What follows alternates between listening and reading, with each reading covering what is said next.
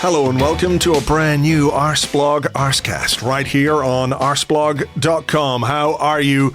Hope you're well. Thank you very much indeed, as always, for being here. It all feels a bit sort of breathless and non-stop at the moment, doesn't it? And that is because there's a very simple explanation for that. It's because it is breathless and non-stop. Game after game after game, barely any time to recover in between. You play on a Sunday, then a Wednesday, then we're playing again on Saturday morning. There's a lot going on. And what went on last night was a 2-0 win for Arsenal over Brentford to extend or re-establish the lead at the top of the Premier League to 5 points after Manchester City had won the night before. So we're going to delve into all of that. As well as that, because of the way the schedule is, normally after every round of Premier League games, we do a podcast for our Patreon members called The 30. It's just really difficult to fit that episode into the schedule today. So what we're going to do is obviously talk about the Arsenal game, but myself and Phil Costa, who does The 30 with me over on Patreon, we're going to talk about some of the Premier League games, some very interesting results this week. Liverpool held to a draw at home by Sunderland. Chelsea, well, we were told they were title contenders. They might well be, but after a point against Arsenal, everyone was talking about Chelsea. Oh, look how good Chelsea are. And then they went to Leeds and lost last night 3-1. So there's plenty to get into in this particular episode. Before we start, I just want to say thank you to everybody who has sent me, in all ways possible, every form of communication. I've got them on Instagram and Blue Sky and email. I've got a couple of telexes. There was a telegram. There was even a guy from Pony Express. He sort of knocked on the door and said, I have a message for you. People sending in their Spotify Wrapped, where it tells you what you've been listening to for the year on Spotify, and many of you use that to listen to the Arsecast, thousands and thousands of minutes. So I do want to say thank you to all of you who listen, and thank you to all of you for sending those things in. But I don't want to discriminate, because there are other podcast apps out there. I don't want anyone to feel bad if you use Apple Podcasts or Pocket Casts or Castbox or Podsplat or Cast Demon, Audio Crunk, Podcast Sloth, Podplopper, whatever it is you listen to the Arsecast and the Arsecast Extra and the Arsenal Women Arsecast and all our Patreon podcasts.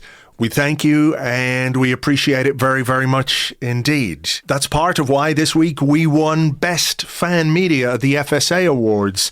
And I know many of you listening to this took the time to vote for Arseblog, and that is hugely appreciated as well. We're very proud to have won that award, particularly when you look at the level of competition. Some of the other nominees are really, really top class. So for us to come out on top in that category was very, very special. And again, I just want to say thank you to all of you for taking the time to vote for Arseblog. From me and from all the team, a big thank you very much. I also wanted to just play this bit because it made me laugh a lot. If you look at the Men in Blazers YouTube channel, there's an interview there between Raj, who's been on this pod a few times, good friend of the show, and he's talking to William Saliba. It's quite an interesting conversation with William Saliba, but he poses one particular question in classic Raj Bennett style to William Saliba, which I thought was very, very funny. I was just trying to imagine, Saliba trying to process this question, and it's a second language, and you're trying to figure out what exactly is this guy asking me here, and it's about Eberechi Eze. How would you describe almost the wizard filth that Ebbs brings to this team? To be fair, the answer he gives is very interesting, because he talks about playing against him and how he's much happier now that Eze is on our team. But I was just like, what's the French for wizard filth? Is there even a direct translation? I feel like French is sort of too beautiful a language to have a phrase like wizard filth. Anyway, go watch the interview. I'll put a link to it in the show notes. Good stuff between Raj and William Saliba. Right, let's get on with it. Let's first talk about Arsenal and the 2-0 win over Brentford, then some of the other Premier League games. And with me to do that is Phil Costa. Good morning, Phil. Good morning, Andrew. How are we doing? We're doing okay. Got the vocal cords warmed up, because we've got a lot to get into, obviously, with Arsenal winning last night, and then lots going on in the Premier League as well. But we should start with the 2-0 win over Brentford. After Man City won on Tuesday night, there was just that little bit of pressure for Arsenal to respond and to re-establish that 5-point lead at the top of the table. It was done. It wasn't plain sailing, I think it's fair to say. But again, it wasn't a game in which we were massively under threat from the opposition. So quite a bit to get into. So we'll do that. Let's start maybe with team selection. And the question beforehand was about how much was Mikel Arteta going to rotate? How much could he rotate, given the fact that the first choice central defensive pairing are out? You're facing a team who have a lot of threat from set pieces and long throws. Do you need to keep, some sections of your team the same rather than ring all the changes? He did make 3, I think, from the starting lineup. Ben White in for Jurriën Timber. Martin Odegaard came in to midfield ahead of Eberechi Eze, and Noni Madueke started on the right-hand side. So not wholesale rotation, but just sufficient change to add some fresh legs to the team. Yeah, I was happy with our changes and thought we made the right amount without causing too much disruption. Obviously, we look at Saka, we look at Jurriën Timber. Eze has played a lot of football recently. So if I was looking at 3 of the major candidates for a rest, it would have been those 3. So I was more than happy to see White come into the team. Odegaard needed a run or to get back into the team, let alone have a run of minutes. And then obviously Madueke, this is why we signed him, right, is to sit Saka down occasionally. So completely happy with that. Declan Rice was my only concern, because I would have loved him to maybe sit down. I wanted him fresh going into Saturday, but taking him out of the midfield on top of the other changes wasn't really an option for me. Maybe we saw the consequences of that later on, but it would have caused too much initial disruption in my mind, and we needed his presence on the pitch with other key players missing. So I think in terms of changes, rotation, Mikel got it spot on. And the game itself, I wouldn't say I was worried going into this one, but there was definitely a feeling in the back of my mind that knew this wasn't going to be easy. Brentford haven't travelled particularly well this season, and they actually rested 3 of their best players in Igor Thiago, Mikel Damsgaard and Nathan Collins. So absolutely happy about that, but they're no mugs, right? And even without Thiago playing as their sort of focal point, they had Kevin Schade, Dango Ouattara up front, whose sole intention was to test us in behind, look to run the channels. So this was going to be a challenge either way. And I think where we are at the moment with our squad, with our injuries, with people coming back from injury, I wasn't really expecting a 100% fluid Arsenal. But yeah, I think this was just about getting over the line, getting 3 points, and then seeing how we get on the weekend. So yeah, happy with the changes, but I knew there was going to be a few issues in the game that we'd have to deal with. Okay, I'll come back to Declan Rice, obviously, because there is that little bit of worry after he went off late in the game. But I think the presence that you mentioned was important. We needed height because of their long throw and set-piece delivery. We also needed good set-piece delivery ourselves. And I think we saw, for example, a bit of a contrast. He didn't have too many corners, but from the other side, Noni Madueke, his corner delivery was not at the level that you would expect from Bukayo Saka or even Martin Odegaard or Declan Rice. So you can understand why he kept him in, but maybe there's consequences to that. But we'll come back around to that.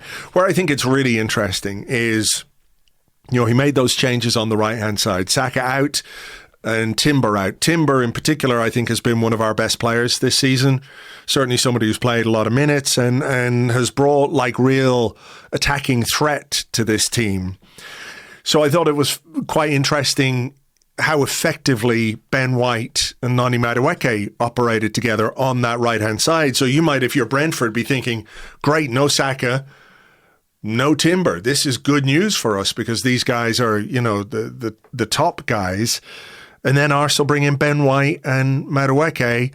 Ben White looked like a man who wanted to sort of remind people, hey, listen, I'm still here. He did an interview on Sky afterwards and he was asked about, not playing. And he said, look, it's a combination of, having this injury or having these injury issues. And then Jurriën Timber gets in the team and he's so good that it's very difficult to win your place back. But I think if you are Ben White, you want to go out there and you want to show people, hey, don't forget, what I've done for this football club, and don't forget what I can still do for this football club. And that seemed really, really evident from very early on, that willingness to just get up and down the line, to overlap, to make these runs, to cause disruption at the very least in the opposition defence.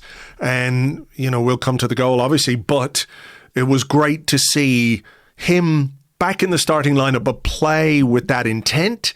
And also over the course of the 90 minutes, which I'm not sure would have been the plan for him. I think maybe the plan for him might have been not. Yeah. Like 60 minutes, 70. We can bring Timber on for the last 20. It didn't work out that way because of the Mosquera situation. But to do it over the course of 90 minutes, maybe the man of the match thing was a little generous because Merino got a goal and an assist, but you wouldn't begrudge Ben White that at all. And I think it was fantastic to see him back. Yeah, I really enjoyed his performance last night. And just watching him surge forward on the overlap gave me feelings, Andrew. My heart was full again. I was taken back to a simpler time. And actually, completely agree with what you said. His relationship with Noni Madueke down that right-hand side looked surprisingly smooth. Is that the first time they've played together, maybe? Yeah, I think so. Or started together maybe anyway. But they had the opening day of the season. Did they play together? I think they might have played the opening day of the season because Ben White did Ben White start? He did start that game. I don't know I can't remember exactly if Saka did. He might have done. But I thought they had a really good understanding with each other, and the assist for the opening goal was great. Those smooth interchanges and the involvements in the final third were back. But what I really noted was how much sharper he looked defensively. And I was doing some digging on some post-match stats. He won more duels and made more tackles than any other player against Brentford. So 10 duels, 6 tackles. He also made more clearances than any of his teammates with 6, and obviously provided the assist for the opening goal. So that's an involved performance. And I think where, it's been quite obvious to see how much of a difficult year it has been for Ben White. I mean, obviously, we know the reasons why. He's been feeling the effects of playing way more than he should have been playing, with Timber, Tomiyasu and others unavailable. But we could see for a long time that he wasn't fit, or at the very least carrying something, because we know what a fit Ben White looks like, and he wasn't that. He's such a smooth athlete and technician at full pelt, but it was so great to see him come in. I think he offers us something slightly different to Timber in the way that he's not so intense and full pelt. He feels a lot more measured, and he times his actions quite well. And I think there's a nice balance to how he can sometimes tuck in alongside Cristhian Mosquera, whereas Timber's like, boom, head down. I'm going to run at everybody and everything on this pitch with full intensity. So yeah, it's just been really nice to have him back, because there were a few concerns. I was concerned about him. I think other people have been concerned about him. Maybe we haven't seen him enough recently, with Timber playing a lot of football. But look, it's extremely difficult to push in ahead of him. The improvement and the consistency in Jurriën Timber's game has been quite astounding. And I know we tried to rest him last night, but we couldn't because of the injury that happened to Mosquera, which I'm sure we'll get onto. But it was great to know that White can and hopefully should be used slightly more going forward. It was definitely a big night for him. Yeah, there was a lovely combo with Madueke at one point, which didn't come to anything. He tried to cut the ball back. It was intercepted by a Brentford defender, but then he gets behind the defence. Lovely flick from Madueke. Ben White puts in a cross, and who is there? It is only Mikel Goleador Merino. Mikel Goleador Merino. I mean, the movement, the finish, really smart header down into the ground. And, I'm sort of, I don't know where we can take a discussion about Mikel Merino that hasn't already been part of the discourse, because what he's doing and what he's done in this year in particular is quite astounding. It's remarkable, really.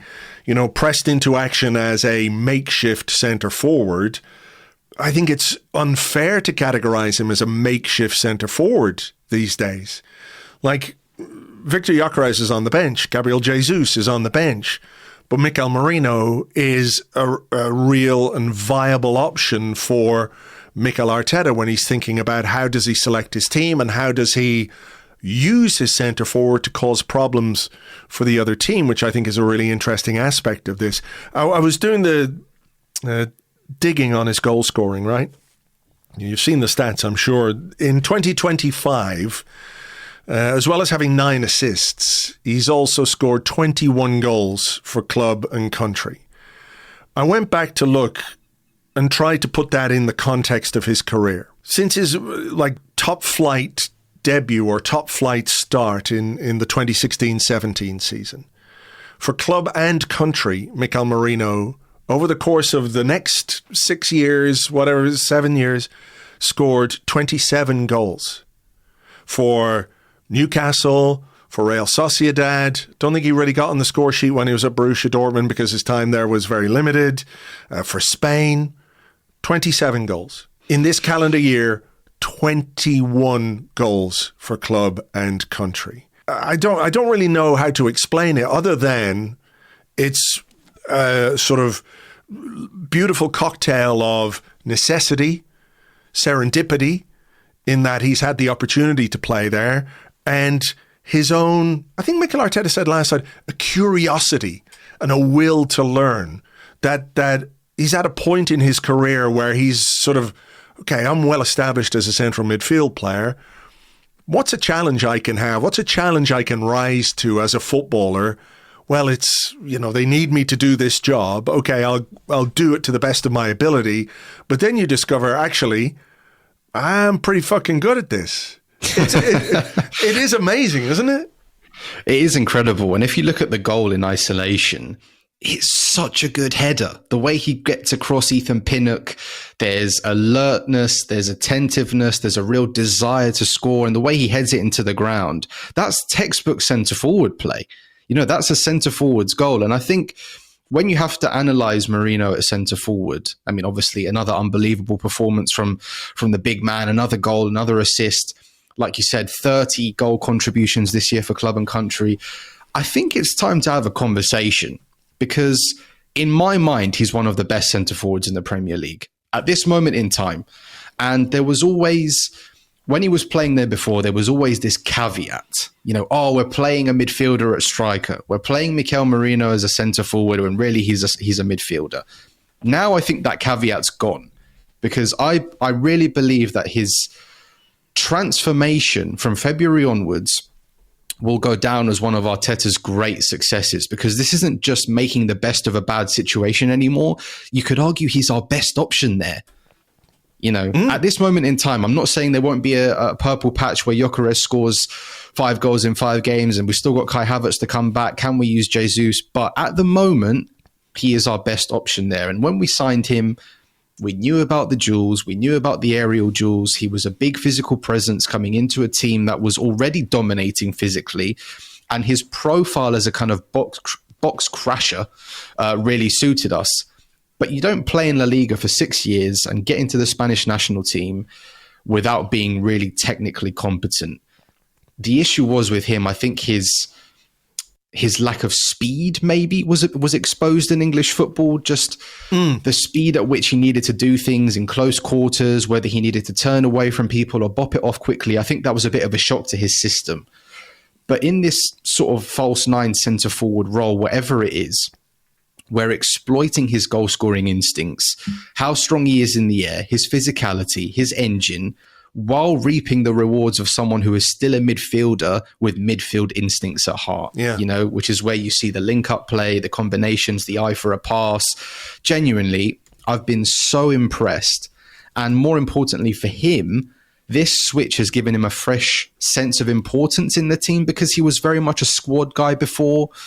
He's now showing how and why he can be considered a key cog, which I think is part of the story here. You said it before. He's not just being a guy who's coming in and helping us out. He's offering real value. And this transformation has genuinely left me so impressed. I've been, I can't speak highly enough of him. No, it's fantastic. And it's been really important for Arsenal, because even though we went out and spent big money on a centre forward this summer, he's been absent for some games. And, to have that as like a fallback or a safety net or whatever you want to call it, I agree with you. I think at this point it sort of does him a disservice to sort of, cast him as plan C. All right, well, if Gyökeres and Havertz or Jesus aren't there, well, I suppose we'll use Merino.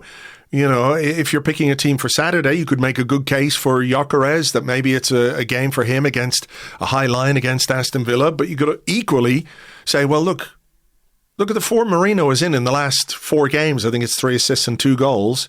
Why would you take that guy out of your team? Let others do the running beyond him. We've got players with legs who can cause the Villa defence problems. So, listen, it's a great problem for Mikel Arteta to have. He was talking about it last night in his post-game press conference. Let me see if I can just get the quotes up. Yeah, he said, in the summer I was thinking, if we bring in a 9, what's going to happen to Gabriel Jesus and Kai Havertz? I have a lot of 9s and I like them all a lot. What are we going to do? How are we going to handle it? And he said, so far I haven't had that problem because they've all been injured. So live in the present, live the moment and deal with the situation when it comes. Yeah, exactly. They've all been injured. So you got to live in the present. So look, a great way to start the game. I think, you know, particularly after the Chelsea game and the draw, scoring early was really important. Brentford looked like they were going to play with a back 5. They didn't really play with a back 5 per se, but getting off the mark, I think, was really important quite early in the game. And I think there were moments, weren't there, in the second half where the second goal maybe might have come, a couple of chances for Madueke. I think you've got to give Brentford some real credit for good, sharp defending in the box to snuff out those particular chances. So yeah, it was a good foundation or a good platform to build the game on. Yeah, there was actually a surprisingly quick pace to the game in the first half, and I liked how, even though Brentford came here to set up in a back 5, they weren't really in a deep block the whole time. No. And they actually showed some adventure when it came to pushing forward and pressing. They had Coyote on one side, had Rico Henry on the other side. So it was surprisingly open, and I didn't expect that. So there were opportunities for Arsenal. Like you said, Madueke would have scored at the back post if there wasn't that crucial last-minute intervention from Rico Henry. There was another moment where he was played through by Mosquera, of all people, and he just delayed a little bit to let the defender come back in and get him. But again, Madueke looked sharp, I thought, in the first half. He was very involved. He had the beating of Rico Henry for most of the first half 1v1, and you could feel his nervousness whenever Madueke had the ball. Mm-hmm. I think Martinelli had a good chance, but fired over after, I think it was Ben White combined well with Calafiori, who, you know, found himself as the centre forward momentarily in the deepest corner of our penalty area. So there were chances, even if it wasn't like fluid 100% at their best Arsenal. I think we created enough to feel confident about our chances of winning this game.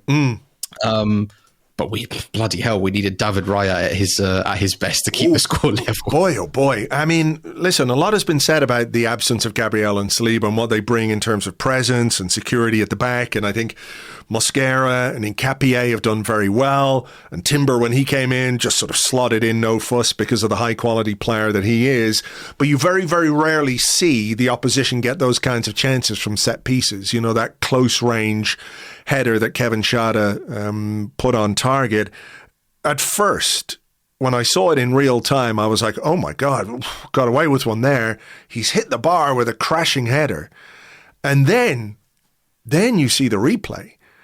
This, you might see more spectacular saves in the Premier League this season. But I would argue it'll have to be something very, very special for the save to be better than this one, because of A, how close range it was, B, the connection that Schade gets on the header. Like, he really does connect. Sometimes you see they'll come off the shoulder, or but he really powered this header. And the reaction time of David Raya to sort of get up off the ground, gauge the flight of the ball and just sort of push it onto the crossbar. Unbelievable save from Raya. Like, if it's not up there with save of the season, I'll be absolutely staggered, and it'll mean we've all seen some very special saves as well in the meantime, if that's not a contender. It was incredible. I was certain that they would equalise. I was certain that he'd score from there, because, you know, we can talk about the save. Slightly concerning that Kevin Schade has got a free header from 6 yards out, but that is close proximity, right? So you think about cat-like reflexes. He's got split seconds to react there. I think technically as well, I'm no goalkeeping expert, but if you look at how he pushes the weight upwards from the ground, his whole body's in the air, the speed to get your hand up, like you said, to gauge the ball. it's unbelievable. It's come at him from close quarters, and there's so much power on that header. So to be able to flick it onto the bar in a matter of milliseconds is outstanding. Yeah. You know, I thought he was fairly steady on the night. Some long distribution. It was difficult against Brentford's back three. We had to aim for Merino. There was one moment where he almost sold Zubimendi short as well. But, you know, he claimed a couple of crosses well, long throws, but this was by far his outstanding moment of the night. And let's be honest, if Brentford score there, things can get a little bit nervy. I know there's still a lot of time to play left in the game. That might have been, 25 minutes into the game? So yeah, about 20 minutes. I'll look it up, Yeah, there's still plenty of time for Arsenal to get a second goal, a third goal, whatever. But it just puts a little bit of a nervousness and anxiety into the stadium. Do Arsenal get a little bit desperate on the pitch, looking to force things when they don't need to? So yeah, obviously the save itself was incredible. But I think in the context of the game as well, it was so important because it kept us ahead and maybe kept our nerves a bit straight, if that makes sense. Yeah, 21 minutes in when he made that save. So like a really important time, and it could, you know, have changed the trajectory of the game, and certainly would have made our lives a lot more difficult if he hadn't made that save. It was maybe the only thing, not the only thing he had to do, but we'll come to the second half in a moment. The end of the first half, though, there's another injury to Cristhian Mosquera, and it feels relentless at this moment in time. I don't know what kind of hex has been put on us. He's playing very well, looks very accomplished, very assured alongside Nkapie.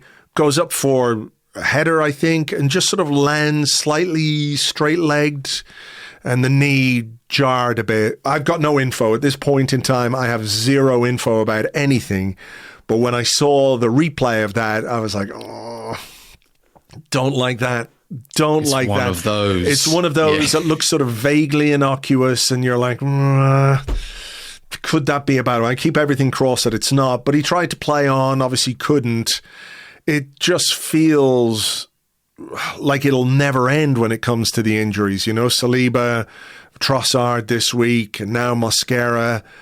You know, it's great that we have Ben White back, and Ben White might be needed for a few games at right back if Jurriën Timber has to play a couple of games at centre half. We don't know what the story is for this weekend with Saliba, etc., but it's just really disappointing, isn't it? And disappointing for a guy, you know, he played 100 and something games in a row for Valencia, never missed a game, and then listen, people will say, why are we getting all these injuries? You know, if any one person had the answer to that, I think, you know, they would be a billionaire now, because Arsenal would pay them that much money to sort it all out. There are all kinds of factors, as we know, but I just don't think you can legislate for a slightly awkward landing. It's sort of split-second stuff, and it's just one of the occupational hazards, I guess, with football. But the fact that it's come on top of everything else that we've had this season just makes it feel a bit more acute. It always feels like we're taking one step forward and then two steps back when it comes to injuries. And they always seem to be cluster injuries as well. It's all the centre forwards. It's all the centre backs. This is Arsenal heritage, of course, because we'd have the annual left back crisis, and then we'd have all the defensive midfielders out. I mean, of course, Mosquera got injured, because why wouldn't he? We're already missing two centre backs. Taking one more out of the equation just makes total sense, you know, and it happened so innocuously. Like you said, he just landed awkwardly after that header. You know, we were all William Saliba in that moment when it cut to him shaking his head on the bench thinking, Jesus Christ. I mean, I get the frustration. I really, really do, because we never feel like we're at our best or at our full potential. But we're in such muddy waters with this injury discourse, because naturally everyone looks at the medical team. We need to sack every doctor at the club.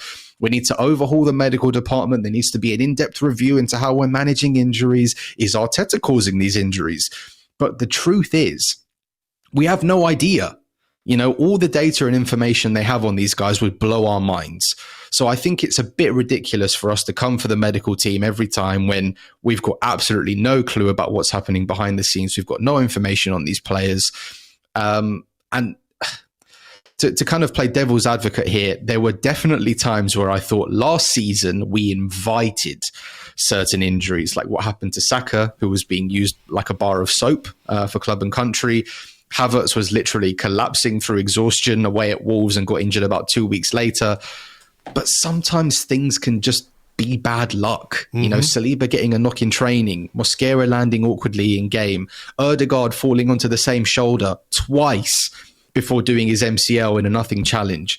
I don't see how you can point fingers there. And whatever it is, whether it's the schedule, whether it's the increased intensity of the games, whether we're not managing or preparing these players correctly, whether or not Emirates Stadium is built on some kind of ancient burial ground, this needs to stop. I mean, if you ask me right now, what I'm most worried about this season, it's injuries. I'm more worried about injuries derailing our season than anything else. And I don't even want to put this into existence. But if we do fall short again this season, it will be because of that and nothing else. No, I agree. I agree. I think, you know, what we all want for Christmas is a clean bill of health. Fuck them kids. Ask Santa for that. You know? But Dad, I want a PlayStation. No, son. You're going to ask Santa for like a clean bill of health. Where's your commitment to the cause, Charlie? Yeah, exactly. Yeah. But look, I think the other thing, you can look at it in two ways. And one, obviously, it's disappointing and it's frustrating. And I do, you know, share your worry because, you know, there is only so far that you can go with an injury record like this before it really, really starts to have an impact on you. The flip side of that, though, Phil, is that we're sitting top of the Premier League with a 5-point lead, having dealt with, you know, all of these injuries, the ones you mentioned. Then there was, you know, Madueke, who was out for a few weeks. Saka was out for a few weeks. Gabriel's been out. Ben White was out for quite a bit of the start of the season, you know, having hurt himself in the opening day. You know, Gyökeres. We lost Havertz again. You know, all of these injuries would be enough, I think, to derail any team. And as Arsenal fans, we feel that very, you know, it's close to home, right? Because we're living it every single day and we're worried about it. And I'm not saying we should get any kind of award or reward about it, but I am a little bit surprised that in the discussion about how this season is going so far, it isn't a bigger... Would you say it's hard to call it a plus point, but I think if you were objectively analysing Arsenal from the outside and you were saying, yeah, well, I know. Good one. I know, thanks. I try and line them up. But I think it would be an important thing to say that for Arsenal to be top of the table without all of these players for so many games and so many minutes... If being objective, you would say, if they get those players back, the rest of the Premier League has got a real job on its hands. I know it's not exactly that. It's not that simple, and it's not a guarantee of anything that if all of a sudden we get everybody back, you know, we're just going to go on and sweep the board. But, you know, if you were looking at it from the outside and saying, are there positives to what Arsenal are doing with these injury issues, then I think you have to say that yes, there are. And whether it's resilience or character or a big squad or you know, the desire of the players to get this over the line this year, whether Arteta deserves some credit for the way he manages games, pre-game, in-game, tactically, his preparation, as we heard about, you know, after the derby, they're prepared for Bayern, all these things, having to contend with that many injuries, you know, I think there is something really positive in that aspect of it. You know, obviously the injuries themselves are not a positive. Yeah, I think it's quite strange. Injuries, when it comes to Arsenal, it's often seen as a sort of beating stick. You know, when we had that first title charge in the first real year and then Saliba went down and everything fell apart, naturally, a lot of us looked to that injury and said, that might have been a problem for us. People don't care. Then it happened again to Bukayo Saka last season. We missed him for 3 months. Or even Gabriel Jesus the year before. You know, we're always having to deal with big injuries that seem to derail our season. Even last season, it was just some of the luck we had was ridiculous. Saka out, Havertz out, Martinelli out. We were playing Premier League games with Trossard, Sterling and Ethan Nwaneri up front. So we're having to truck along. We're having to win games. We're short on resources. We're short on pacing behind. We're short on the ability to change games during games. We can't power up from the bench, and we're just having to truck along and take whatever it is that's thrown at us because we're not good enough and we don't have the mentality to do it. something that was very telling for me this week was the reaction to Reece James's performance in the Chelsea game, and how almost every outlet in England the next day wrote an article about him and how his absence was crucial for Chelsea not being able to match what they'd hoped to achieve. And, you know, whether it was at right back or in central midfield, he'd been the big miss to kind of cut all their hopes. That's one player. That's one player. And I know everybody's dealing with injuries at the moment. Chelsea, City, United, Spurs. You can go across the division and look at any team, right? We're all suffering injuries because we're forcing these players into the ground and nothing's doing it, you know. But I just love that little bit of discourse, because we don't get any acknowledgement or consideration for missing 10 players at a time, you know, 6 of which are all playing in the same position.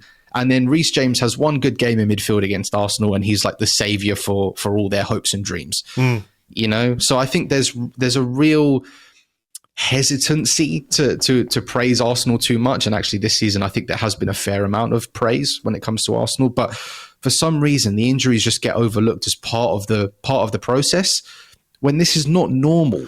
This is not normal. We missed Gyökeres, Havertz, Martinelli and Madueke for the whole month of October, basically. Or was it November last month? I don't know. November, but how are you supposed to do anything with that? You know, it's just... Well, you do what Mikel Arteta did, and do what those other players did, and you rise to the occasion, you rise to the challenge and everything else. I do wonder if sort of people just look at Arsenal and go, yeah, they've got injuries because Arsenal always have injuries. That's their fault. They don't deserve any credit for dealing with them, but I don't know. It's a tricky one, obviously. We'll wait and see what happens with Cristhian Mosquera, see if Arteta knows anything by tomorrow's press conference, and we'll see what he says about it as well. Rice will come to. Second half, though, I thought it was a bit of a struggle for Arsenal, but I also thought that Brentford upped their game after the break. I thought the intensity of their press was very impressive. It was well organised. It was a good collective effort. They made it difficult for us to find any kind of fluency on the ball.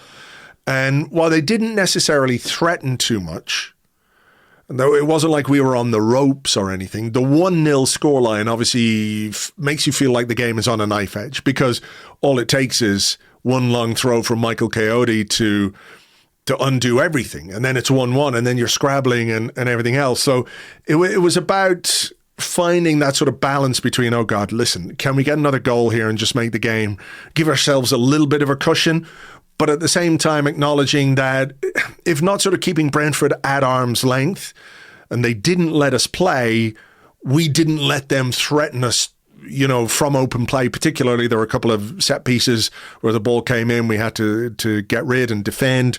But that was really it. They didn't have a shot on target in the second half. Yeah, I think analysing the second half last night and analysing the second half this morning are two very different things. Obviously, we all felt very nervous because goal margins can be so fragile, especially when you're flagging a bit physically, which I think is what happened in the second half. Again, like you said, all they need is one chance, one long throw, one deflection, and that's your night ruined with the gap produced again. So credit to Brentford. They came out well, and we couldn't really get on the ball enough to slow things down. Bigger gaps were appearing on the pitch than anyone would have liked. And I wasn't surprised to see Madueke and Martinelli come off, not only because we're managing their minutes after injury, but also because their replacements in Bukayo Saka and Eberechi Eze just help us exert a bit more technical control on the game. You know, when I look at Madueke, when I look at Martinelli, they're more effective in a chaotic game state where they can run at people or into space, whereas Saka and Eze can get their foot on the ball. They're happy to drift inside and combine with others. And I think we definitely needed those qualities to help close out the game last night, and even just to bring a bit more control to things, because everything was becoming all a bit basketball. And as we know, Arteta doesn't like that, especially when you're at home. So I didn't find it surprising at all to see those guys come on. And also Keith Andrews made his changes as well. Triple sub, Nathan Collins, Damsgaard, Thiago all on. So it was quite clear to me that on the hour mark, or maybe just before, both managers identified issues or positives in the game that they needed to exploit. Sure. So, No, I think Saka and Eze did make a bit of a difference without it being like, without it completely turning the tide. I think it did have an impact on the game. There were moments, chances, there was Merino, I think it was a Declan Rice shot that Kelleher saved, and Merino just sort of at the back post couldn't get his foot around it, kind of slipped. Yeah. There was another one where I can't remember who took the shot. Calafiori. Was it the Calafiori one where Kelleher saved and Merino was it? No, well that was that was late on. That was the Saka one where he just didn't make good contact at the back post. You expect him to score that every day of the week. But there was another one where there was a shot Kelleher saved and Merino sort of left his leg in to try and win a penalty. I think it might have been Calafiori again. Well, I mean, it doesn't surprise me at all, just because of with his right foot. Yeah, let me see. Yeah, it was a Calafiori shot. I just went back to Liveblog and I'm like, that guy, I fucking love that guy. I absolutely love him. He was brilliant again last night, by the way. He's just sort of this low-key. Actually, what I like about him is that he's improved a lot defensively this year. You feel a lot more secure with him there. Yeah, he was, he's just sort of, he's fun to watch. So there were those moments, I think, for Arsenal, which didn't quite materialise. We couldn't find the finish, couldn't find the second goal. It came very, very late, a couple of minutes after Saka had missed that chance. Nice ball from Merino. Kelleher stops it, makes a save. It goes up over and, he can't quite claw it out of the net in time. It's 2-0. And that sort of settled the nerves and made everybody just relax for the last 4 or 5 minutes of injury time. I'm not saying it's a goal we absolutely deserved, but I was very, very grateful for it because I did not want to be in the last sort of 2-3 minutes and corner Brentford or a throw Brentford in you're just like, oh no, we've suffered enough. Those are the moments that reduce your life expectancy. It's just not a pleasant experience to be defending your goal when Michael Kayode is launching throw-ins into the 6-yard box and Christopher Ayer's there and Ethan Pinnock's there and they've got Kevin Schade there and Igor Thiago in there. 1-goal margins, they're horrible, but you could feel the collective from every single person in that ground through the TV. It's just absolutely necessary to get that second goal. I'm amazed it didn't come earlier, to be honest. The Merino one I could sort of understand a little bit because it's difficult to sort your feet when you're sort of looking to chase up a rebound and the ball's coming out to you and you don't know where it's going on your right foot or your left foot. So that one I could understand. The Saka one needs to be a goal. I don't know how he's not scored there. He's completely in control of the ball. It's on his left foot. It's not coming at him quickly, but he falls over. And at that point, I had my laptop in my lap. I was writing the match report and I literally put it on my sofa and I was like, what? I got up from my TV. I was like, how has he not scored there? So just the general nervousness, the anxiety was building. But once that goal goes in, it's actually a really smart run from Saka because he's sort of drifting out to the right-hand side with an open body. I think it might be Keane Lewis-Potter who's out there. He follows in with a closed body shape and then all of a sudden, bang, the dart inside, he's left him for dead, cuts inside. I mean, maybe Caoimhín Kelleher can do a little bit more with that, but I think it's a smart run, a smart pass, and we just needed that to settle the nerves. And this was a tricky one. I know everyone spoke about the week previous with Spurs buying in Chelsea, but you've also got to come down from that a little bit. And when you make changes, when there's people flagging in the second half, it's not easy to get over the line. Brentford didn't really have anything to lose and they were playing with a lot of energy. So just super relieved to get the win, to get the 3 points. Obviously the 5-point gap is back at where it was. Yeah. And the games keep coming, man. The games keep coming. They really do. I mean, we go to Aston Villa 12:30 on Saturday. Mikel Arteta, it was quite interesting. I looked at the transcript of the press conference on the Arsenal website and they didn't put this bit in, but he said, now we play Wednesday night, we have to play Saturday morning as well. We can play minutes, but if they could please just give us a little more time to recover and make the well-being of these players a little easier, that would be great.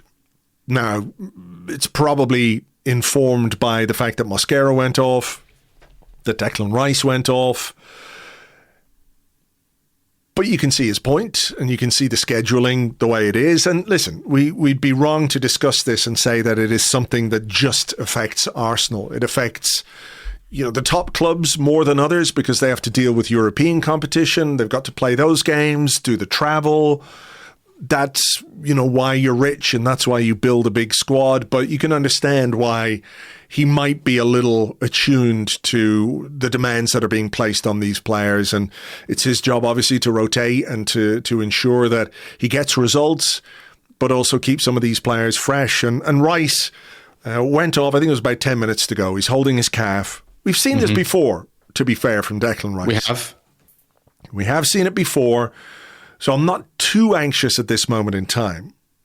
But they said on Sky, I didn't see it, but they sort of referenced a pre-game interview with Declan Rice where he's saying, I love it at the moment. I want to play every game. I want to play every minute of every game. We're playing every 3 or 4 days. I went looking for that interview. I couldn't find it, but that's what they said he said before the game. There was a point about an hour in where he made a run forward and maybe he got tackled. I can't remember exactly what happened. But probably for the first time this season, I saw Declan Rice react, and the reaction wasn't an immediate turn around and get back and run and do his job. His sort of hands went on his knees a little bit. It was like, okay, now I'll go. And you could just see in that moment he was a little bit tired. But game state and all the rest, you understand why Mikel Arteta would be reluctant to change a player like Declan Rice because of just how important they are, or he is. But we'll wait and see. Obviously, it would be a blow if there was any big injury, but it's in the lap of the gods now, I guess. Absolutely. Yeah, I mean, obviously when someone goes on pre-match and says something like that in an interview, just waiting for the Curb Your Enthusiasm music to come on and just, him on crutches coming out of the stadium. But obviously it's concerning to see him go down and point to the calf. We could all see it on camera. But you're right. He looked so heavy-legged in that second half. There was some runs forward, some runs back, a real puff of the chest to try and ingest as much air as possible. It wouldn't surprise me at all if this was cramp or some kind of kick. That's what I'm hoping for anyway. But it's quite clear to me that we need to find a way to sit him down at some point. And I'm looking at our fixtures next week with Club Brugge, Wolves at home. Surely that's our window, because with a mad Christmas schedule around the corner, we can't afford to have him in the red zone. And I wanted to ask you about Christian Norgard, because I'm a little bit surprised we haven't seen a bit more of him, because in my mind, these are the exact situations we bought him for. I mean, he was never going to challenge Rice or Zubimendi for those midfield roles, and nobody expects him to start 30 games a season. But he's more than competent enough to play 15 minutes here, 20 minutes there, and those games next week, or at least one of them, I'm looking at Club Brugge, looks like a good opportunity to get him involved, because Rice is just treading on very thin ice here, and I'm waiting for the hamstring to go pop or a calf to go bang. And, we can't live like this. We can't live like this, Andrew. Tell me it's going to be all right. I wish I could, Phil. I'd love to. I mean, I do think game state has played a little bit of a part in the last week anyway. Yesterday, could Norgard have come on? But it's 1-0, and Rice just has that little extra sauce, doesn't he? He has that. Chelsea, is Christian Norgard the sub you make when you're trying to win a game? No. You're trying to do things differently from the bench. Where I might have looked at things a little bit was, let's say, the North London derby. When you're 4-1 up with 15 minutes to go, can you take those minutes off Declan Rice in that moment? I think you can, particularly as we only made 4 subs in that game. Bayern Munich, again, it's 3-1. We did make all 5 changes, but we did make 2 changes. Ben White and Martin Odegaard came on in the 81st minute. That meant Rice had to do the 90 again. I'm with you. I think next week, I think what we have to do this weekend is ask Declan Rice to, if he's available and if he's capable and if he's fit enough, to dig as deep as possible into that massive engine that he has, because Villa Park is going to be a very difficult game. And then you say, right, you're going to sit for a week.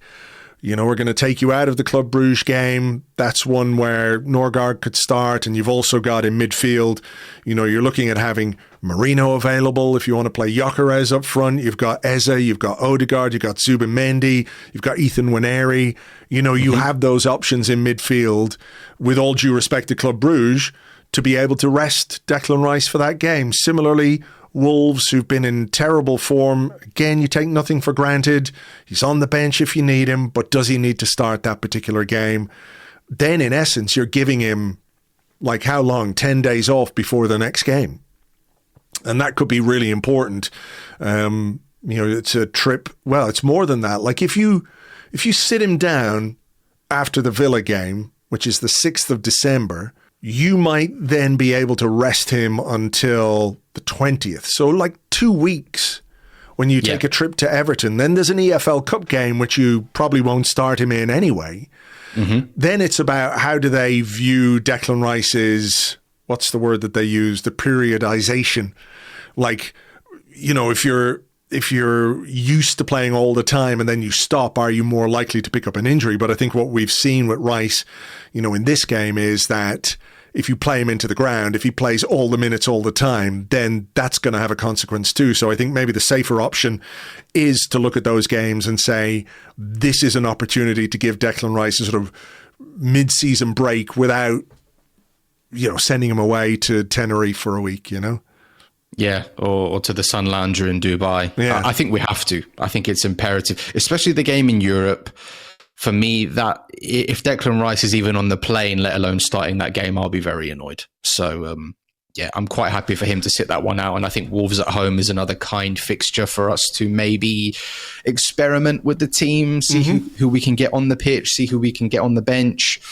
Because don't forget, we still need to get Gyökeres up to speed again. We're still getting Martinelli and Madueke up to speed again. Could we have Trossard back? Could we have Saliba? Odegaard as well. Yeah, there's a lot of juggling for us to be able to do here. So hopefully, like you said, we can just get him going at Aston Villa, give us everything, and then we won't see you until Everton. So I was really worried about it yesterday. I have to be honest. Well, let's keep everything crossed for him and for Cristhian Mosquera and for Saliba and Trossard, who Arteta said the other day would be a matter of days. So, yeah. 365 days in a year. I was literally going to say that. There's 365 days in a year, Mikel. We won't go there. Listen, a very good win for Arsenal last night. An important win. Got that lead back to 5 points at the top of the table. Job done after a difficult week and that game against Chelsea. So I don't think we can have too many complaints. And like I said, we'll just keep the fingers crossed when it comes to injuries. Right, I'm going to stick in a little ad break here for the people who aren't Patreon members. Because if you're a Patreon member, you get ad-free podcasts. So that's a little advantage for you. We will come back and talk about the other games in the Premier League this week, right after this. So, as I said at the start, one of the things we do also on Patreon is a Premier League roundup. Every week we do a podcast called The 30, myself and Phil, and we look at all the weekend's Premier League action for you. There is a midweek Premier League round of games, which we can't really fit into a separate podcast, so we're going to add it onto this. So it's a bonus for you if you're not already a Patreon member. If you'd like to be, you can sign up at patreon.com/Arseblog. We'll start with last night, Phil, and Chelsea bolstered, boosted, talked up by the world and its mother after a 1-1 draw with Arsenal on Sunday. Went to Elland Road, Leeds without a win in, I think, 4 defeats in a row they'd had. Not favourites by any means to get anything from this game. And yet, football has a way of bringing us joy. And that was very much the case last night. A really big win, a very important win for Leeds as well. They needed this. And Daniel Farke needed this as well, because there were some reports earlier this week that this week was going to be the deciding week against Chelsea and Liverpool, both at home. But can we just have a moment of silence, Andrew, for Chelsea's title challenge, which sadly passed away last night at just 3 days old? Here's my moment of silence for Chelsea's title race. Go fuck yourselves, Chelsea. That's no age to go. I mean, it's hard to believe that just a few short days ago they beat Arsenal 1-1 and took the "we played well against Arsenal" trophy out of Manchester United's hands after their opening day heroics. But, you know, life comes at you fast in this league. Yeah. And when you put everything into a game, there can be an emotional hangover that hurts you afterwards, and fair play to them. Leeds were up for it. Leeds were up for it. They were steaming into challenges. They were all running about like maniacs. And, you know, like you said, they needed this result, and Daniel Farke needed this result. So, yeah, very funny. Could they go one further and beat Liverpool on Saturday? Oof. Come on. I mean, it's not impossible the way Liverpool are playing at this moment in time. I mean, the goals are very good from Leeds. The opening goal, the header, is absolutely fantastic. And it's a great goal from Tanaka from the edge of the box to make it 2-0. But, you know, Leeds had lots of chances in this game. When you look at the stats, it's sort of remarkable. 29% possession Leeds in this game, yet they had 17 shots and mustered 2.79 XG to Chelsea's 0.96 over the course of the game. So they did a lot with the little of the ball that they had. I don't know what that says about Chelsea defensively. Clearly there are some questions to be asked about the way they conceded one or two of those goals, but a really big effort from Leeds. Yeah, the shin kicker wasn't in midfield to be able to kick shin. So there was a massive gap in there with Andre Santos alongside Enzo Fernandez. And I think it was Enzo who lost the ball in midfield. I mean, his head must have been all over the place because there weren't any former teammates on the pitch to kick and intimidate. So, you know, these results can happen. If you catch a relegation battling side on a good night for them and it's a bad night for you, this can happen. But Chelsea were very sterile. There was no consistency in how they were building pressure or chances. I mean, obviously they did get back into the game with Pedro Neto at the back post. Yeah. But I never really felt that they were going to come back. And I know there was a chance for Cole Palmer that he probably should have done better with. It looked like his bread and butter, to be honest, those kind of cutbacks that he sweeps into the corner. But Leeds were full value for their win. The third goal, I mean, top marks, 10 out of 10, no notes from me for Tosin, who gave his goalkeeper one of the worst hospital passes I've ever seen. I think it's just a miss kick. I don't think he's even trying to play. I think he just completely miskicks it, you know? Oh, that is shockingly bad. And again, credit to Leeds. Okafor nips in. The ball rebounds beautifully to Calvert-Lewin, who just taps into an empty net. They were good on the night. They were good on the night. Chelsea were not good on the night, but I think the speed at which their confidence has drained after we can mix and match it with Arsenal and we're up there and this club are back where they belong, to being how many points behind us now again. It's just, yeah, very amusing. But you know, that's why you can't run your mouths off without having anything to show for it, because this can happen. That's it. And, very quickly. You know, if there's any club in the world that deserves all the bad things to happen to it all the time, whatever you think of our other rivalries or other clubs, nobody can argue against Chelsea. Like, all of football would come together and agree that, yes, bad things should happen to Chelsea all the time. And that was certainly the case last night. Liverpool, meanwhile, having gotten back to winning ways, were held 1-1 by Sunderland, and Sunderland weren't too far away from winning this game, and it was only an unfortunate own goal that got Liverpool back into it. It looked for a while like Florian Wirtz might have scored his first goal for Liverpool, but he was, you know, his shot was going wide. It deflected aiming off for the corner flag. Yeah. It went in off Mukiele. You know what I was thinking about the Sunderland goal and the defending from Virgil van Dijk? You know, in The Simpsons, when Flanders goes skiing and Homer gets, Flanders is, you know, muscular guy, and he's wearing a skin tight ski suit, and he says something like, it's like I'm wearing nothing at all.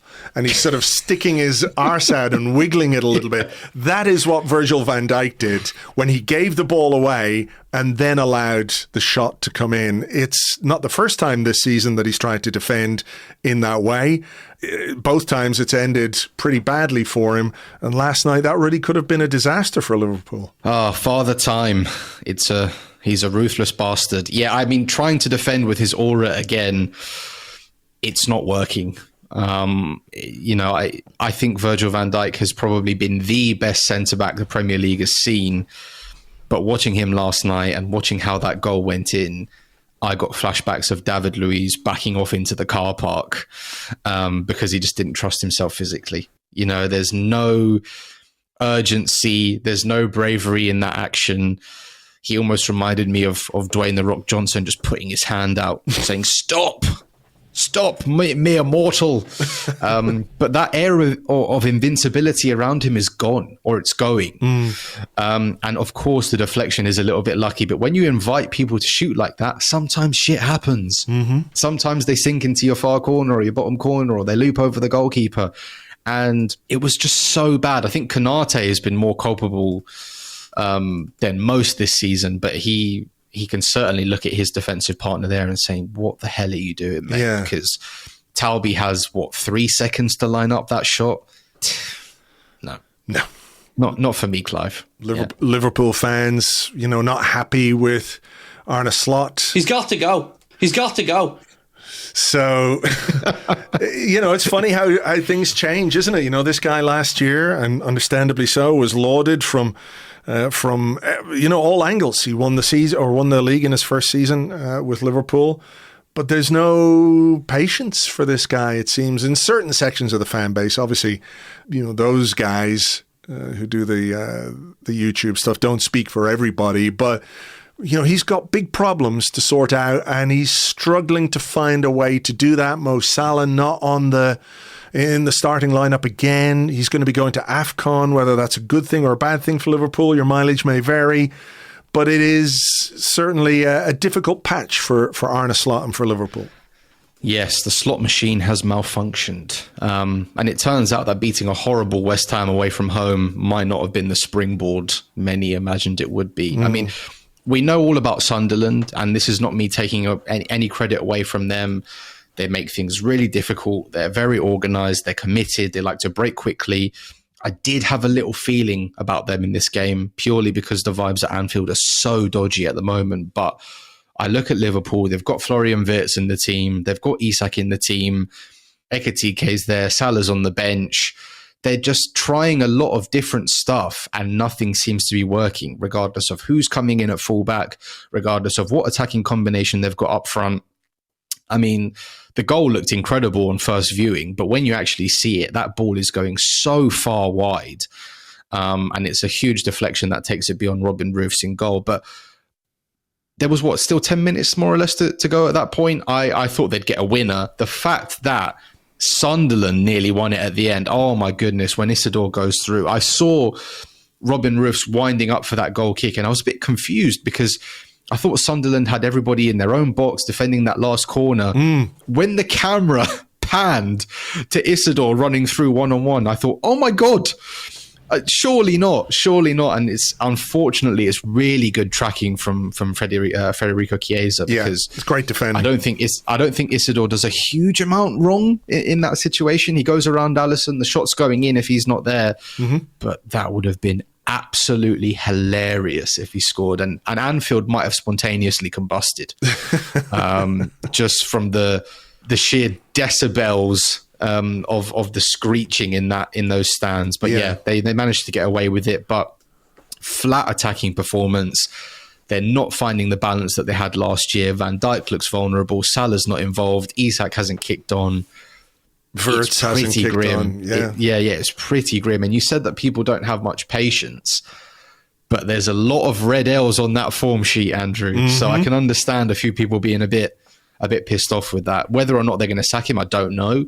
It doesn't feel like they will unless things get really terminal.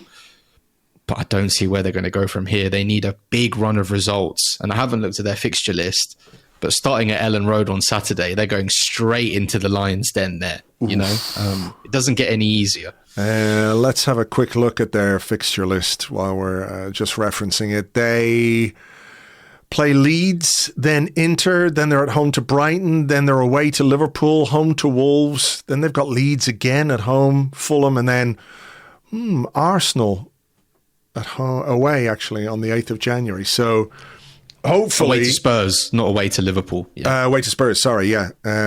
Hopefully we can make that decline terminal in January. Brighton 3, Aston Villa 4. Interesting game because obviously we're playing Villa on Saturday morning, Saturday afternoon, Saturday lunchtime, 12:30 kickoff there. Brighton were 2-0 up in this game, but Villa worked very hard and did very well to turn it around. It's one of those where I don't quite know how Brighton didn't get a goal towards the end. Well, why is Marco Bizot playing and not Emi Martinez? Is there an injury there? He got injured in the warm-up, so he had to sit this one out. Well, let's see if he's ready for Saturday. He might be. He'll make himself ready even if he's not ready. He'll be ready for Arsenal. He's got that same chip on his shoulder as Unai, that they're just ready to do their best. I hope he's not ready, but because it's Arsenal, he says he's ready and then puts in a stinker of a performance. That would be good. But Ollie Watkins on the score sheet again for Villa, having gone a while without some goals. And clearly they're a team that are going to be very difficult to beat, you know, at Villa Park. Good technical players, some pace. They run hard, even with that high line. So it's going to be a real challenge for Arsenal. And last night, maybe a demonstration that they've got goals, but also, you know, a weakness at the back, considering they conceded 3, and it could have been more. For sure. Yeah, they made a few changes going into this one. Obviously, Emi Martinez was out pre-match, but they brought Ian Martin into the team at left back. Evan Gesson played on the right. So they did rotate a few players.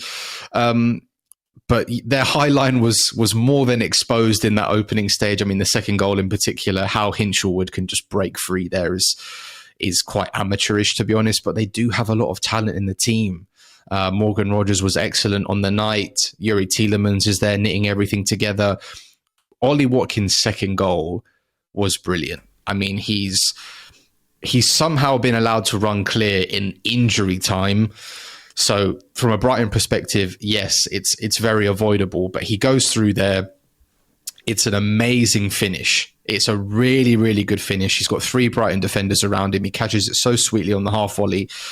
So obviously all of a sudden 2-0 becomes 2-2. You've got the momentum going in at half time. Onana scoring at the back post. Marlon scoring with his first touch after coming on. So this was pretty mad. And on paper, this was a tasty one because Brighton were unbeaten in their last 10 games with a very good home record. Villa had won 7 of their last 8. So 2 evenly matched teams. I am looking at those 3 goals and thinking, is there a way for Arsenal to sort of play against them? Can we exploit this high line? Can we get runners in behind? I don't think they'll sit in a deep block by any means, not at home. No. But it just always feels like we play Villa when they're flying. And Unai definitely brings his A game for us because he feels like he has a point to prove, which again, entirely fair. Saturday lunchtime, the whole country is going to be watching. Villa are on a roll, got a few injuries maybe to deal with. The ingredients are there, you know, but I still back this Arsenal team in adversity because we're very strong, as we spoke about earlier. And without jinxing too much, this does feel a little bit like an Emery-style run in that Villa are overperforming XG, both for and against, quite considerably. So let's see how we get on. Let's see. I'm not saying they fluked this run, but there's a few cracks. Sure. Well, hopefully we can expose those. I mean, it's first against third. You know, Villa on 27 points, we're on 33. So it's one of those where, you know, we can extend the gap quite well, but also that gap could get closed if we can't find the performance and find the results. So a big, big game. One we'll talk about in more detail tomorrow over on Patreon when we do our Premier League preview podcast, as always. Speaking of mad games, Phil, let's go back to Tuesday night. Manchester City are 5-1 up over Fulham at Craven Cottage.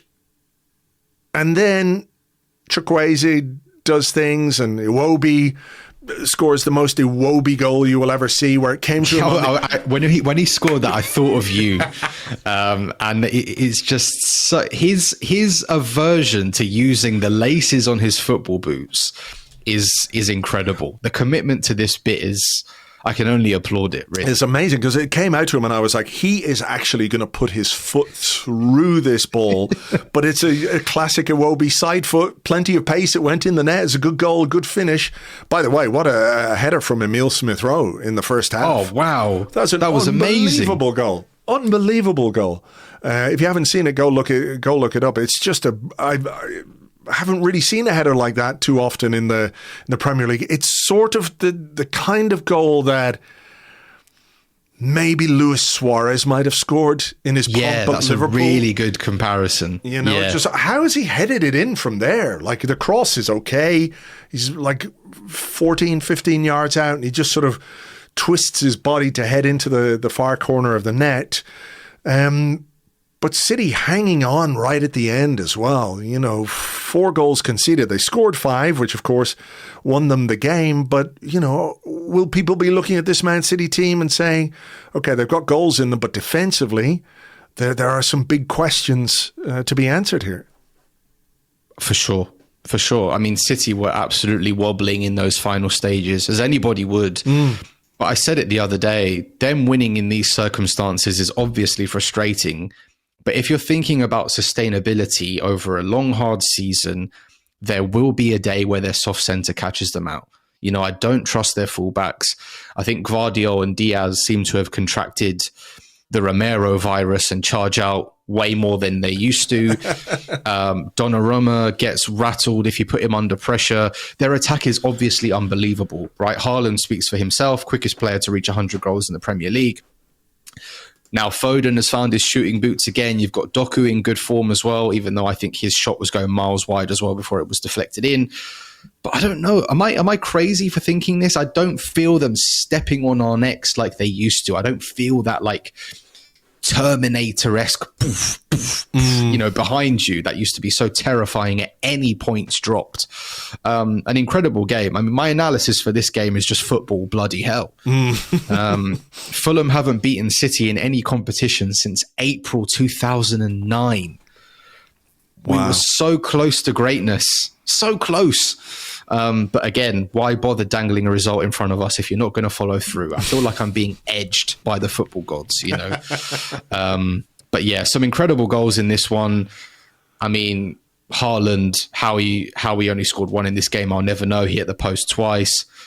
Can we stop letting Foden shoot from 20 yards unchallenged? That might be a nice we keep talking PSA for the rest of the league. Yeah. Like, goes back to the whole, like, why don't people just mark Erling Haaland? Why don't people just stop Phil Foden from shooting? Maybe we're doing Foden a disservice. He lays it on a plate for himself, Phil, He's not just doing it for Eberechi Eze, he's doing it for himself. So unique talent. I mean, fair play to Fulham though, because when you're 5-1 down at home, most people would have gone into a deep block and you want to see things through without any further embarrassment. But Marco Silva made 4 changes in this game, and they were Kevin, Chukwueze, Josh King, and Jonah Kusi-Asare. 4 attackers. So sometimes you get a reward for going ultra attacking. He spanned the D-pad to the right. Yeah. And everyone pushed forward. So fair play. I thought it could have been 6 or 7 when they went 5-1 down, but to manage to get it back and make City really sweat, by the way, because Josh King nearly scored at the end. And they maybe could have had a penalty as well. Oh, I don't know. Yeah, I looked at it and was like, I'm not sure about that one. I don't it would have been think nice. So, but, it added to the occasion. Yeah. And look, if it sort of undermines any little bit of confidence that Man City have defensively, then I'm all for it. They struggled to beat Leeds, and they were almost pegged back by Fulham having been 5-1 up. So plenty for them to think about. At St James's Park, this was one of those games where, I don't ever like seeing Tottenham score. That's just one of the worst things that can ever happen in football. But in this circumstance, it was sort of like, okay, I can live with it because they don't get to win a game and Newcastle don't get to win a game. And, it all kind of happened quite late, didn't it, in terms of the goals and everything else. But yeah, how did you view this one? Newcastle at home, held 2-2. Spurs with Cristhian Romero doing, I don't know if you would call it Cristhian Romero things. I saw a headline the other day which made me laugh, but I can't remember what it is now, about Cristhian Romero, so I don't even know why I've brought it up. Yeah, I can't remember. Anyway, it doesn't really matter. It's Cristhian Romero and it's Spurs. Let's not worry about it too much. But Newcastle, I guess, will be slightly disappointed given how late the goals, certainly the second equaliser was. No, more than disappointed. I don't know how Newcastle didn't win this game. They were better than Spurs in every statistic and dominant on the pitch. I mean, even though they didn't create a huge amount, there was that chance for Voltemade when he headed over. Lewis Miley shot from the edge of the box. Voltemade had one cleared off the line. This time, Kevin Danso did track back. Joe Ellington hit the post from a tight angle. You know, they had more than enough to kill Spurs in that first half. There were more second half chances.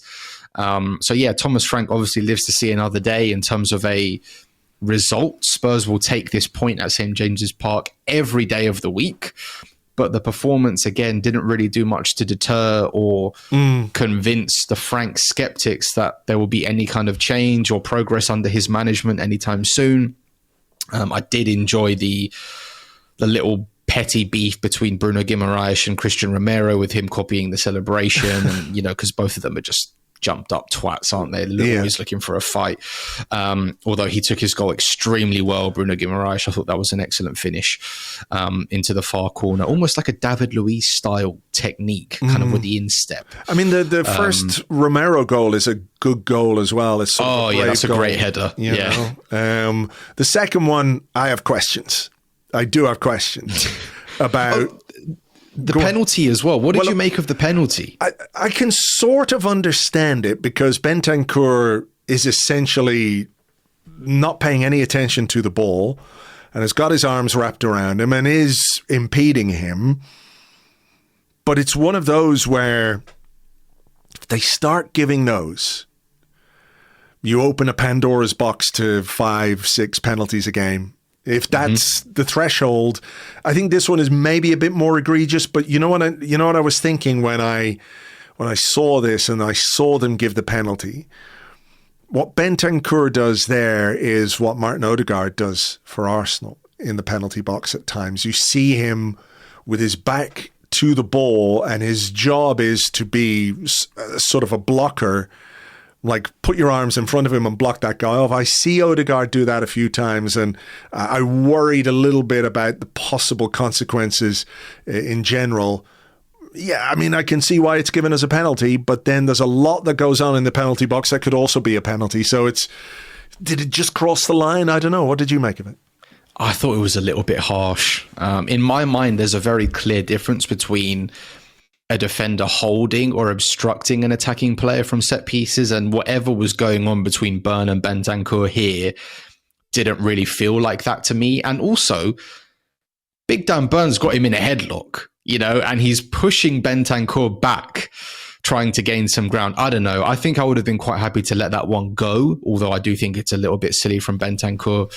But Spurs kind of got their justice, if that makes sense. If they felt they were done an injustice, they got their justice in the end. I know it looks spectacular from Romero, but this is a stinker of a goal. It's terrible, isn't it? It's a shin for a start. It's not, it's it doesn't count. It's an overhead shinner, and the ball sort of bobbles between a whole load of defenders. And Aaron Ramsdale, listen, I love Aaron as much as the next guy, but I think you might ask questions of the reaction time. Is he unsighted? I don't know, but when a ball goes like plop, plop, plop, plop over the line, I'm not happy with my goalkeeper. Yeah, I don't think Malik Chow does him a big favour in front because he goes for a swing and a big old miss. But the ball is not travelling towards goal with any kind of ferocity or pace or venom. And the fact that it's the manner of the goal again, where I'm not expecting him to save it, but he's just got this weird quality where things look savable. I don't know. I feel bad for bringing it up all the time, but I think he is due a run in the team because Nick Pope has had a few clangers, and I don't know if he'll stick with him for the next game, but ultimately it was a funny result because Newcastle aren't happy, Spurs aren't happy. And, if I'm Eddie Howe the next morning, that's clip number 1 in the video review session. So, happy days. All right. Also, the other night, Bournemouth beaten by Everton. Slightly fortuitous goal for Jack Grealish. It deflected in. 4 defeats in the last 5. 1 draw in the middle of those for Bournemouth, who were going really well. And Andoni Iraola was given a lot of credit, rightly so, but they're struggling at the moment to get the results. Yeah, they've had an awful few weeks. I mean, that's 4 defeats and 1 draw in their last 5, like you said, after starting the season really well, losing just 1 of their first 9. So they've hit a little bit of a wall. Maybe they've been figured out a little bit. Is it a physical thing that they're not able to match their usually excellent pressing numbers? I don't know. But I thought Everton were quite decent in this game, actually, especially in the second half. They came out. They were looking to break. They scored. They had a couple of warnings with Cherno Barry, who's just desperate for that first goal. He can't get it. Grealish eventually got the winner with a deflected shot that flew into the far corner. Again, messy goal, but the game was not great, and it felt like a goal that should have decided a game of this quality. So worrying times for Bournemouth, but I think they'll eventually put things back together and start winning again. Worrying as well for Burnley and for Wolves. Wolves beaten at home by Nottingham Forest. Just can't get a result. Burnley beaten at home by Crystal Palace. 2 1-0 wins there for the away teams. Yeah, I mean, I looked at the table this morning and I saw Palace in 5th. I don't know why that surprised me. I feel like their form hasn't been that great recently, but they're very much in that cluster between 3rd and 8th. We're only, let me have a look, 5 points separates Liverpool and Aston Villa. So there's a lot going on in that little cluster beneath us, which is always good to be away from. Daniel Munoz, an important goal, good header at the back post. Burnley, just for me, Wolves vibes. They're going to try hard. They don't have enough quality, I don't think, at either end, defensively or to score the goals. Wolves, they're done. Start planning for the championship. It's one of those seasons where you just take stock 15 games in and you start to look at contract situations. You start to look at behind the scenes appointments. You try to shake up your scouting network. How do we rebuild? Because it would be a miracle if they stayed up now. I just don't see it. Forest were good value for the win. Igor Jesus with a good header after the goalkeeper got caught out. Those two are looking pretty done already, unfortunately. So West Ham still in and around there, but I think they have quality to maybe turn things around, whereas Burnley and Wolves don't. So West Ham in action tonight against Manchester United. That is the final game of this midweek round of Premier League fixtures. We might as well do it because we do it every week on the 30, where we pick our goal of the weekend, but our goal of midweek. Who are you going to go for? Ooh, I'm going to go for the Smith Rowe header. God damn it. You always do this. That's my plan every time, just to choose your favourite goal. I don't know. It's just, I think Smith Rowe has always had a knack for goals, but him scoring headers, looping headers over Gigi Donnarumma is not what I ever imagined him to do. And I just, the uniqueness, if that's a word, of the motion, the way he's sort of diving into the cross, the fact that it goes into the far corner. I thought it was amazing. I love this goal, and I'm glad that he had a moment, because it's been tough going for him at Fulham. It has. So that's my favourite one. I will also go for a header. I do love a good thumping header, and Leeds' opening goal against Chelsea from Bijol. Is that how you pronounce his name? I don't know.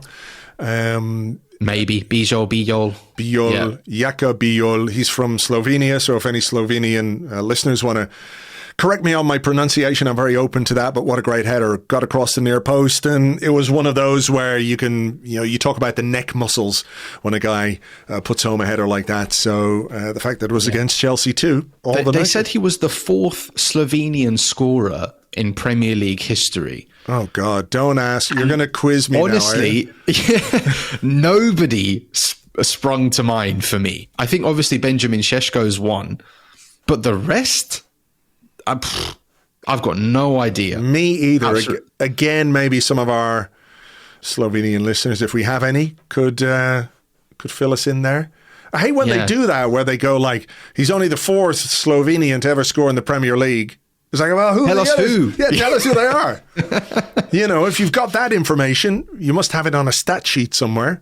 So give us the rest of it. Anyway, that's how they tease us. Right, we'll leave it there. Phil, as ever, thank you very much indeed. And we'll catch up with you next week for another episode of the 30 over on Patreon. Definitely. Yeah, it's heavy going. So rest up. We'll need you for Saturday. But yeah, always enjoy these. Thank you very much indeed to Phil. You can find him on Blue Sky. He is at philcosta.bsky.social, at philcosta.bsky.social. Look, I'm going to leave it there because I've got to get this podcast out. It's quite a long one as it is. There will be a Premier League preview podcast looking ahead to our game against Aston Villa tomorrow over on Patreon, patreon.com/Arseblog. You can join myself and Lewis Ambrose for that. We'll talk about whatever happens in Mikel Arteta's press conference, injury updates, etc., and of course some opposition analysis, as well as a look ahead to all the other games in the Premier League at the weekend. So that's over on Patreon. I'm going to leave it there. There is no end bit at the end of this particular podcast. There's just too much going on. I don't have the time. I've got to get this out. I want you to have something to listen to. So that is that for this one. Thank you for being here. Thank you for listening as always. We all really do appreciate it. Hope you enjoyed the show and we will catch you on the next one. Until then, cheers. Bye-bye.